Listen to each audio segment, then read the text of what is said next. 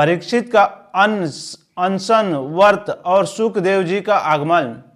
जब राजा परीक्षित अपने मृत्यु को जान लेते हैं कि आज से 7वें रोज हमारी मृत्यु तक्षक नाग के डसने से हो जाएगी, तब वह क्या करते हैं, राजधानी में पहुंचकर अपना कौन से इस मृत्यु के पश्चाताप करने के लिए या मृत्यु से रोकने के लिए जो भी है कह रहे हैं, सुत जी महीपति स्वथता तत्कर्म ग्रह विचिंतन्यात्मकृतम सदुर्मना अहो माया नीच मार्या यवत कृतम निरागसी ब्राह्मणी गूढ़ चेतसी। यानी राजधानी में पहुंचने पर राजा परीक्षित अपने उस निंदनीय कर्म के लिए बड़ा पश्चाताप हुआ। इसीलिए भी कोई भी कार्य करना चाहिए मनुष्य को तो सबसे पहले उसको सोच विचार के वाणी से क्या बोलना है, नेत्र से क्या देखना है, इंद्रिय से किस प्रकार के विषय भोगना है, इससे पहले उनको सावधानी अवश्य बरती जाती है।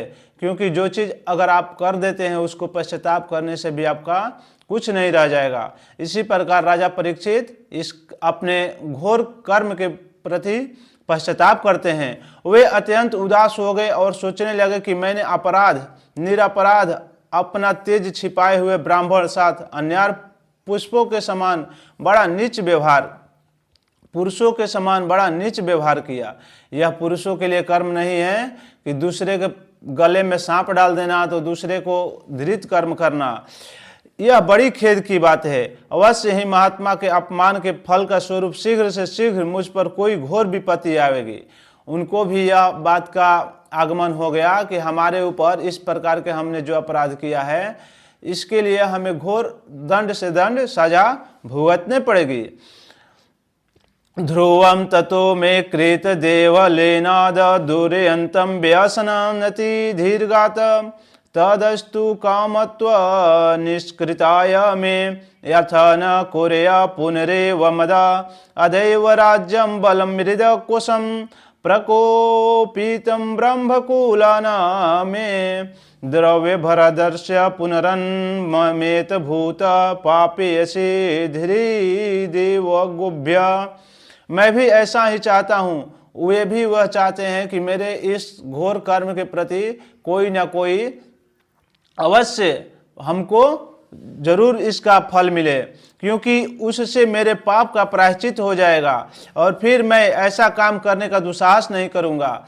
अगर आपको किसी कार्य के प्रति उसी प्रकार से दंड मिल जाता है तो आप उस कार्य के पश्चाताप करके उसको फिर करने से एकदम करने का आपको मन नहीं करेगा।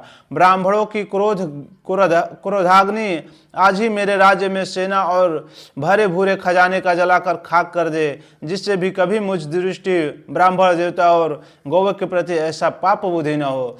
राजा परीक्षित इस प्रकार से अपने कर्म के प्रति क्या हो रहे हैं, शोक व्यक्त कर रहे हैं। वे इस प्रकार चिंता कर रहे हैं कि उन्हें मालूम हुआ कि ऋषि कुमार ने साप से तक्षक मुझे डसेगा जरूर।